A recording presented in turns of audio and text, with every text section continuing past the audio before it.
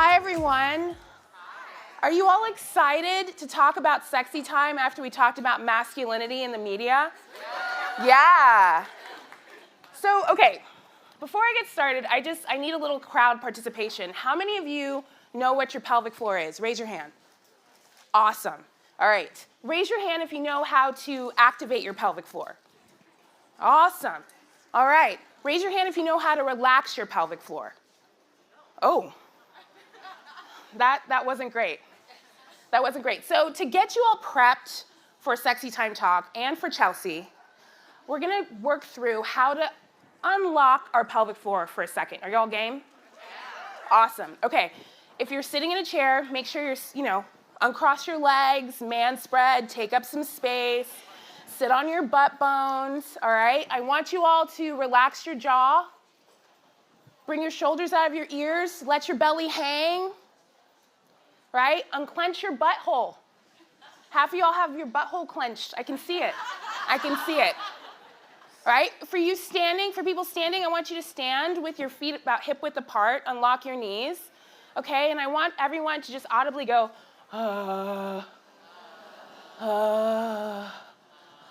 Very good, all right? Did you feel that vibration in your genitals?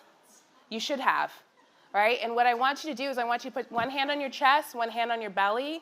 You're going to inhale through your nose, and as you inhale and let your belly expand, you want to feel your anus, you want to feel your vagina open up, you want to feel that penis fill up, okay? You're just going to release that pelvic floor. So you're going to inhale and let it go. All right. Now, I just Jedi mind tricked you all into being mindful into your bodies, because this is one of the things that we're missing when it comes to sexy time and our pelvic health. Because the past 3 days have been talking about our whole health, financial, emotional, spiritual, physical. And what we have to recognize, political, is that all of those things go into our sexual health, our sexuality, our sexual expression. And it's really important that we understand that, because sexy time is not just about whips and chains and handcuffs. Even though it's super fun, that's not the only aspect of it. And so what we're going to do is I have a program called Bourbon Tales, where I drink bourbon and I answer people's questions about sexy time. And we're going to have some questions about sex and pelvic health, but I have a very special guest that I would love to join us as we answer these questions. So I'm going to introduce you all to Dr. Emily Morse. She is a 20-year host of Sex with Emily, sexpert, sexologist, and also one of my mentors. So Emily, can you come out and join us, please? Heyo. Hi. Cheers. Cheers. All right. Hi, everyone. Hi. So we're going to sit down, and we're going to drink some bourbon. Cheers. And answer some questions about sex. And we have a few questions that we already got, but we'd love for some audience participation in this, okay, folks? Yeah. So if you have your sexy time questions, this is the time to ask us. You got the pelvic health lady, and you got the sexual health lady. Yeah. Here. Okay. I know you all have questions. All right. We're all family here. So the first question I have is, what do I do if my partner doesn't have the best sexy time skills, but they think they have the best sexy time skills? Ooh. Yeah. Anyone relate? Anyone ever been in that situation before? Okay, so this goes down to I always say communication is a lubrication, and the more we actually talk to our partner about sex in a healthy way, in a really kind way, the more we'll be able to get what we need. And so you have to have the conversation in a compassionate way. You can't be like, BTW, you kind of suck in bed. Like they'll never recover from that. But it really just goes down to, let's have a conversation about our sex life. Tell me what you're into. I'll tell you what I'm into. And then you have these conversations outside the bedroom, timing, tone, and turf, find a good time outside the bedroom. And the tone is always curious and compassionate. Hey, I realize we've been having sex for a while. We haven't talked about our sex life. Let me tell you what I'm into. I want to know what you're into. And then you kind of create the magic together. You don't have to be like, if you go down on me like that again, we're breaking up, So just be clear, and just remember that it's a process. It's a process together. They think they're good because maybe their last partner told them that they were great lovers, right? Totally. And no one ever gives sex feedback anyway. That's our mission. We got to talk about sex. Absolutely. Partners don't know, not a mind reader. Absolutely. And I think the other half of that is that we have to do some expectation management, and we also need to know ourselves. It's one thing to give someone criticism, but how can you criticize them if you don't know what you actually want, right? If you haven't pleasure mapped yourself, and you're like, hey, I don't like that thing you did with your tongue, well then what other thing would you like? I think part of giving that feedback is saying, I didn't like this, but this is what I would like to explore. So giving avenues to discuss these things openly. But we also have to remember, like, everyone has a different strength of ego. So sometimes, depending, like Dr. Emily said, we have to figure out the timing and tone of all of this, because it's not always going to be easy to have to say all of it at once. You might have to microdose them a little bit. Microdose feedback. Microdose. Well, and you also want to say that the turf, I remember I said this, is outside the bedroom, because the bedroom is not the best place, but it's good to do it on a walk. And I love what you said about, a lot of times we don't give feedback because we don't want to offend our partners, but also we don't know exactly what we want, which we can get into too, but that's just really important. We think, how can I give feedback if I don't know? So pleasure mapping, solo time with yourself, figuring it out is so important. Like the cornerstone to better sex. Absolutely. So the next question is, it's come to light recently that my partner and I have really different political views. And now it's impacting us in the bedroom. What do we do? Yeah. Damn. That's quite the kerfuffle. I mean, Yeah. I mean, okay, so the first thing is, well, I always think of like Mary Matlin and James Carville. Everyone know who they are. They've been together like 25 years now. One was a Democrat, one was a Republican. Their rule was like, we don't talk about politics at home. That doesn't work for everybody, but just like any difficult conversation or differences in a relationship, it's important to listen, and it's important to be curious. Be curious about your partner's opinion, and then you can reflect back to them. So what I hear you saying is the reason why you support this candidate is, or this position is that, and you just, I mean, if you still love your partner and you can really seek to understand rather than judge or criticize, there might still be some help there. Yeah. Well, see, the thing is, you're much kinder than me. Like, I'm not Captain Save-A-Ho, okay? So Yeah. if I'm learning that my partner doesn't view my humanity, my rights in the same value set as them, how can I be head down, ass up with them? Yeah. No, That's good. the math isn't mathing, right? And so being able to be honest with each other and to say, hey, you know what? If I know that your political views are scaring me and you need to establish a level of safety, right? Because that's a requirement to have fulfilling sex life, to have fulfilling pleasure, to be truly satisfied. You don't necessarily have to have the same political views, but you need to be able to come together and value each other's humanity and what that means. And those are hard conversations to have, but it's a real question. No, it is a real question. And it is true, if you do repeat the question back to them, you're like, so what I hear what you're saying is if I got pregnant and abortion wouldn't be available to me, you'd be okay with that. Like, there's certain things that you're like, okay, now that I really think about that, if that really is against my political views, my moral views, then we have some other problems, and it might be hard to get out in the bedroom for someone like that. Absolutely. It's a case-by-case basis, for sure. Totally. And sometimes a lubricant vibrator isn't necessarily going to solve that issue. The sex toy in this situation is actually going to be communication and listening to each other. Yeah. No matter how much lube and toys, might still not work. We don't know. Absolutely. Okay, the next question is, what do I do if I don't know what I want sexually? Okay, so this is so interesting because this is so common that we actually don't know. I wish there was like a sex menu where someone taught you, like, these are all the things that are available. But unfortunately, a lot of us are like, I don't know, maybe we grew up with porn, or we're like, I guess there's like missionary, we fool around, make out, have sex, penetration, we center sex on penetration. But there's a whole plethora of things. There's like I love the yes, no, maybe list. I have a guide on my site called, it has like 100 sex in it, and you could talk to your partner and be like, is this a yes, a no, or maybe? And then you find out, you like spanking, I like spanking, who knew? So there are tools out there.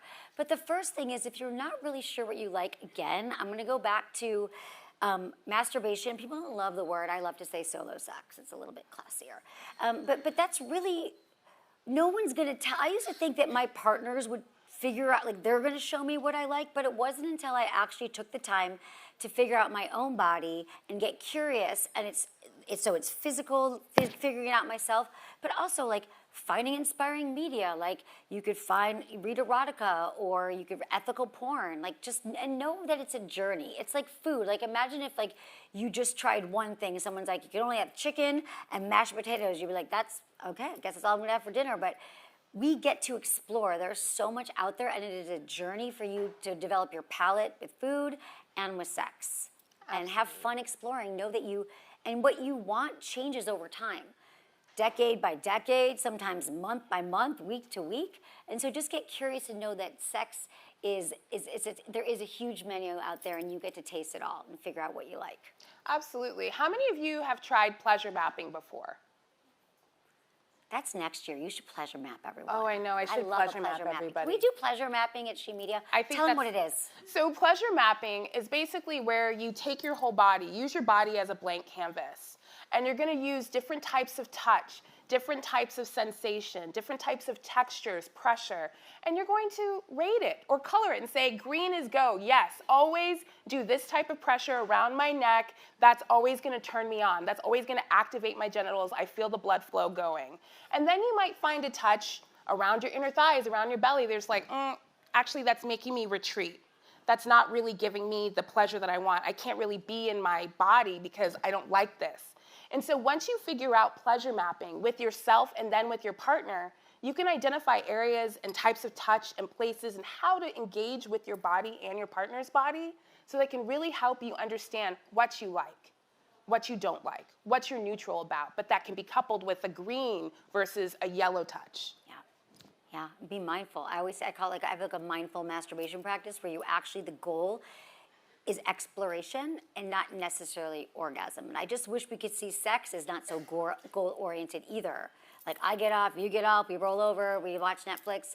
Nothing wrong with that, but what if it is really about what do I actually like, what feels good to me? And like, what if you never did this exploring and then you're in your deathbed, you're like, who knew the back of my knee could give me an orgasm? And then you're like dying and you're like, my whole life I could have known this. And I'm telling you, our bodies are covered in nerve endings. Not just the ones that you already know get you off, but like Dr. Uchi said, like the nape of your neck. I mean, there's just other areas, trust me, that you don't quite know yet that could just be your next hot spot. Absolutely. And think about sensuality. And think about diversifying your sex life and how you activate yourself. Because we have all of our senses. Think about the last time you had sex, the last time you had sexy time with yourself. What if you removed the vision? What if you put a blindfold on while you were with yourself? That would have totally changed that sexual experience. What if you really just focus on auditory stimulation? Or what if you were eating something really savory, sweet, spicy?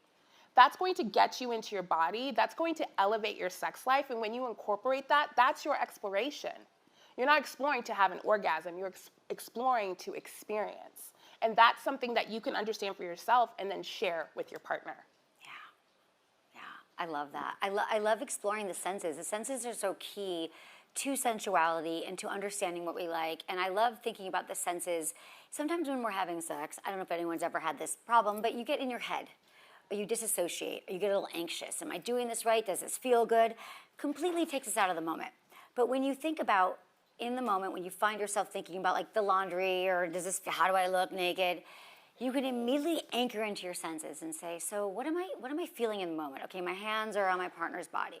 What am I smelling? I'm smelling that candle. What am I tasting, hearing? And you go through the senses. And the cool thing about that is the second you land in your senses, you are present.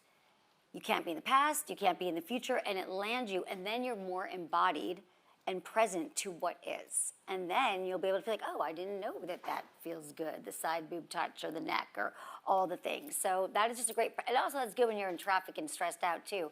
Land in the five senses, and it just helps you get out of the anxiety and be present. Absolutely. And then we also have to remember that, like I said earlier, we talked about the whole lifespan. And so what you liked when you were in your 20s isn't necessarily going to be what you like in your 30s, in your 40s, 50s, and 60s.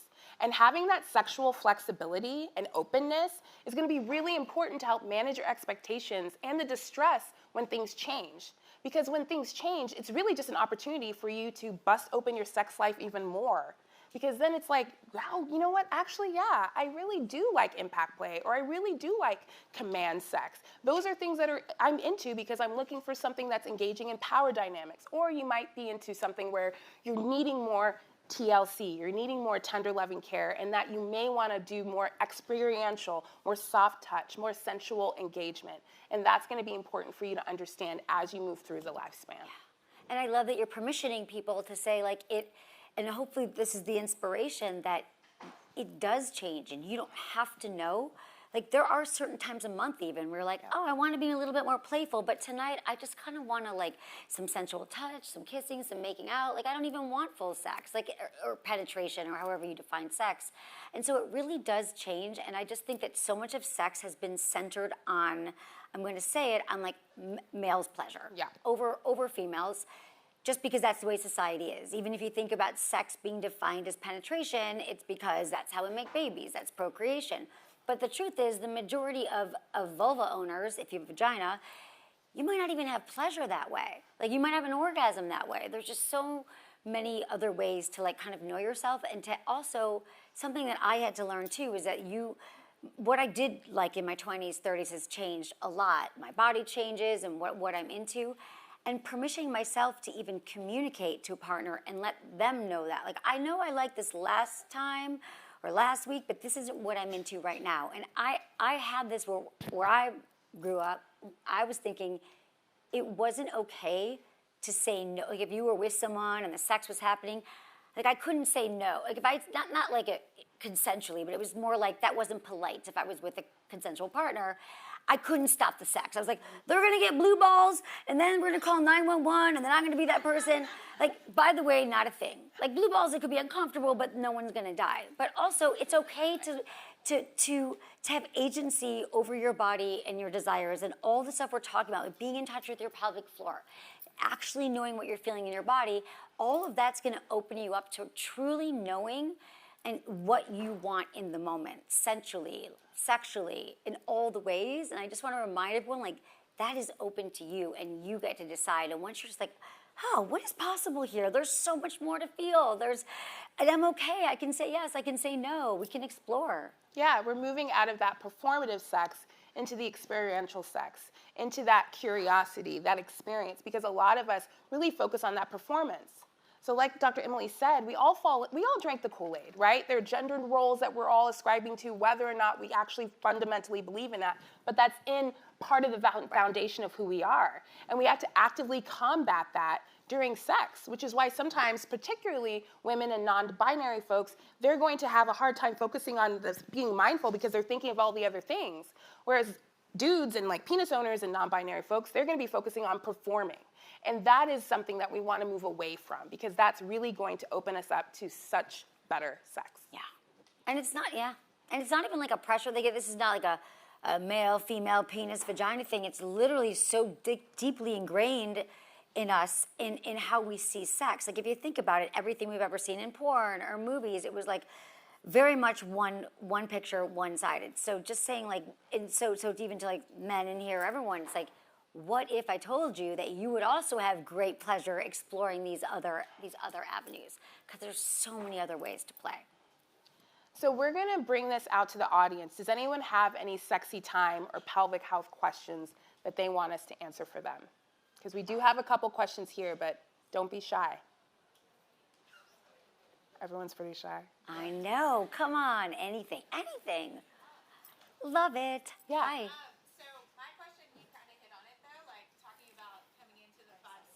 Mm-hmm. Thank you for talking up. I love it. So coming into the five senses, I think I'm having the best sex I've ever had in Awesome. my 40s. But my partner is 12 years younger, and so sometimes I do feel. Get it. Get it, girl. I was like, okay. Yes, flexible. I'm just kidding. But sometimes I do get in my head sometimes about, I like being on top, but when I'm on top, he can see that I am 12 years older. So like thinking of like things that are sagging differently than they used to and those kinds of things. So how do you navigate that? Just like I know for yourself, because when you get in your head about those things, you kind of get out of the moment. And so navigating that part. It's a great question. We're talking about, I love that. We're talking about confidence. We're talking about, like, in our bodies, how do we feel good in the moment where, like, things are changing? Are you going to notice all of these things? And if I don't feel so great in my body? And that is a lifelong journey, too, just so you know it changed. I don't think that confidence is a place that you arrive to and then you're done, right? So we're always working on that. And I think first I want to say your partner is with you because they adore you and love you, and they're not looking at anything that we are looking at, okay? Like, they are not. I've been doing this for 20 years. I don't think I've ever had someone say, like, I broke up with this person because I saw the way she was. So that's, but as far as I saw that her left boob was bigger than the right boob, there was this weird hair and, like, all the things we worry about. But a lot of it is just getting comfortable. Do you ever do anything where you're like, do you ever get naked and, like, look at yourself in the mirror and your body? And see, everyone says no to that. So this that was the response. No, I don't do that. Right. Right. Yeah. And thank you. Yeah. Her response was no. And I'm kind of like, so there have actually been research that shows when women look at themselves naked or when they're having sex or in the mirror, that it actually is really a point of arousal for us. It stimulates us. It gets us turned on to see ourselves in pleasure. So, but I'm even saying when you're alone, like looking at your body, maybe you're pleasuring yourself and you're just like seeing yourself in pleasure could be a really beautiful way for you to see, like, what a sexy woman, goddess you are, what your body is responsible, how much pleasure you can have. There's also some great, you probably have some great tips for the clear too. Yeah, some affirmations. Like, I just have this thing in my phone because I have thoughts in my head sometimes that aren't always kind. Some negative self-talk about a lot of different things. But, like, I am a woman, my body is deserving of pleasure. I deserve more pleasure in my life and orgasms. My body gets me from here to there. Whatever those statements are for you, and you read these affirmations, you guys have all heard about me, like, affirmations, they actually work. Especially when you notice that your mind is going that way. The other thing I would say too is, like, find things that make you feel like, there's times where I'm like, I don't feel so great.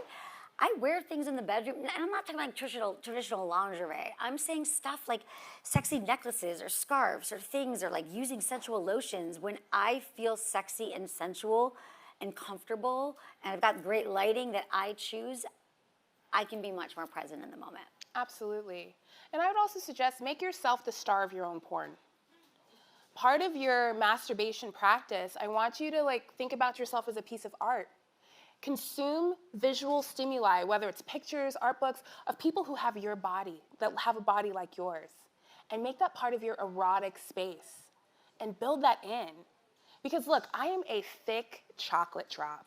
I got this delicious front butt that I adore. But, like, when I'm on top of my partner, I'm not like, oh, like, no, this is it. I'm thick and juicy and yum yum. But it did take time to build that confidence, right? It took me, like, consistently working for many years, thank you, for many years to get to that place. And I'm 42, I know, Nigerian genes. But that's the reality, right? It does take time. But making sure that you're the center of your erotic, because right now I think what you're eroticizing is what's not you. Yep. I'm just keeping it real, right? Like, you need to take that lens and put it on yourself because you are the treat. Yes. And I that was, in that vein, Dr. Ossai, that was amazing, is that what I'm also thinking is, once you're like, I am the treat, I am the star of the show, and you do all the things, you're in touch with your pelvic floor, you have some solo time, when you're truly in the moment of arousal, and you're not in the performative space of thinking, which a lot of us do, when you're like, I have figured out, this is gonna build on it, I've figured out what kind of foreplay I want. I need my neck to be kissed for 10 minutes. Then you gotta go down on me for 30. Takes women between 20 and 40 minutes to have an orgasm, just saying. Set the clocks. Or don't, because take your time. But, like, when you are in that state of arousal, and you're present with that, and you're getting your needs met because you have figured out your sexual menu and what you need, those thoughts won't even come into your head because you are fully embodying the entire sexual experience. Absolutely. Absolutely. Great question. Love that question. Who else? Oh. Yes. Over there, somewhere. I'm like, I love it. Which way? I don't know. I just love when people are like, there's always one thank you. They start, and then everyone's like, I'm in. Okay. Oh. So one of the things that really unlocked my sexuality is understanding Tantra and the energetics between two people and what's possible to really create a beautiful connection so it's not just the physical. Do you have any experience in that? And what kind of tips and tricks that you could share with people to kind of unlock that for them? Yes. Yeah.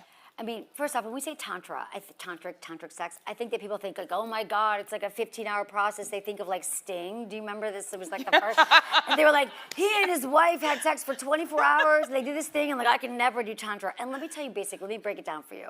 It's presence. It is, if you want to practice some simple, it's like you're eye gazing. We'll tantra together. We're going to tantra. Okay. I'm going to show you. So we're going to like, we stare into each other's eyes. Yep. We're present, and then eventually our breath might start to sync up together,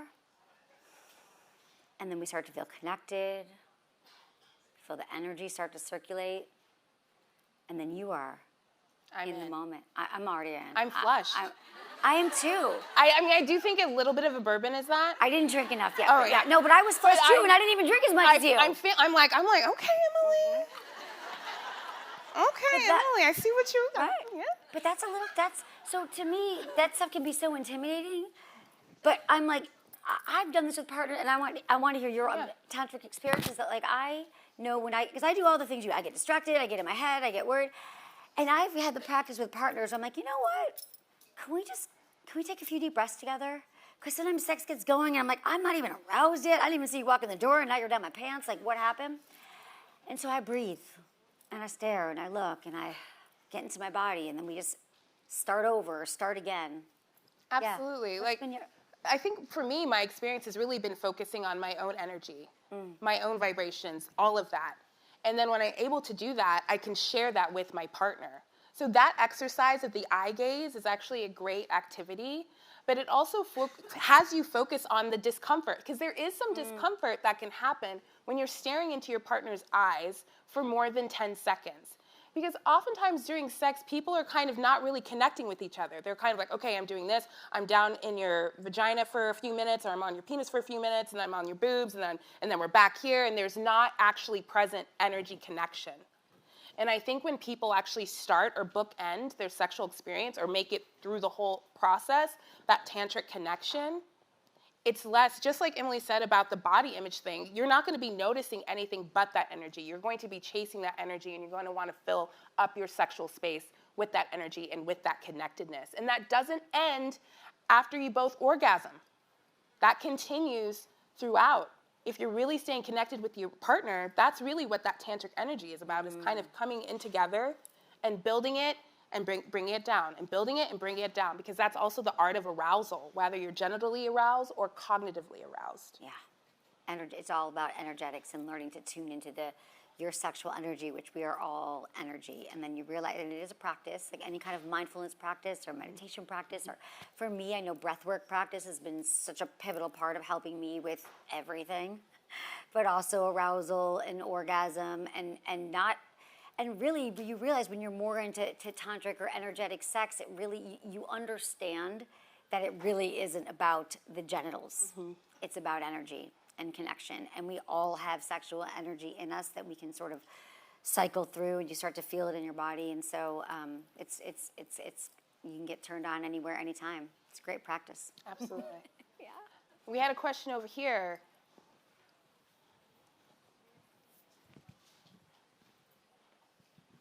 Thank you.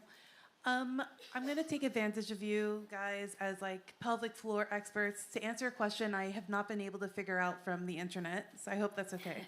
Oh yeah, let's do Dr. it. Google did not help. That's cool. Yes. Glad Did not she's help. here. Squirting. Okay. Is it a pelvic floor thing or not? First question. Second question, what can we do if we either A, have a problem squirting, or B, just squirting all the time is really inconvenient, asking for a friend? Is that like a pelvic floor exercise issue, or it's like, that's not the same thing, stop, I'm like looking in the wrong place? No, so squirting is not a function, it's not a pelvic floor dysfunction. Okay, so I just want there's nothing wrong with squirting. I just want to say that. Sorry, Emily. No, you go. Yeah, You pelvic there's nothing wrong with squirting. I think the thing is, what people have to understand is that and remember, I'm talking to you from a lens of a pelvic health physical therapist, so I deal with a lot of people who have urinary incontinence, prolapse, all those things. And oftentimes my patients have urinary incontinence and squirting. And so what we have to do is we have to make sure that, is it the urinary incontinence? Is it that they're having coital incontinence? So they're having stress incontinence or urinary leakage with sex? And if we say, oh, they're having stress incontinence, that's separate. You're just peeing your pants when you have sex, right? But squirting is not, it's not a urinary incontinence. Squirting is going to be a combination of fluids that come from your body that does have urine in it, but it's not only urine. Yeah. Traces of urine. But also, can I just say one? This is what people always say. Like, oh, God, is it pee? And I'm worried. And who cares? Also, if it feels good, throw a blanket down. Like, I think this whole, like, did I pee? Did I not? If it felt good and it was pleasurable and you're not in pain with your pelvic floor, but you're just curious about it, I think it's all good. I think we get all caught up in that. But also the other thing about squirting, I think, and that people like pressure. My partner wants me to squirt. I'm like, only squirt if that's your jam. And I have a lot of women like, my partner wants me to. Like, do you want to? If you want to, well, we could tell you how to do that, but no pressure. Exactly. And squirting is not an indication that you're having more or less pleasurable orgasms. Yeah. Just want to put that out there. Yeah. Okay.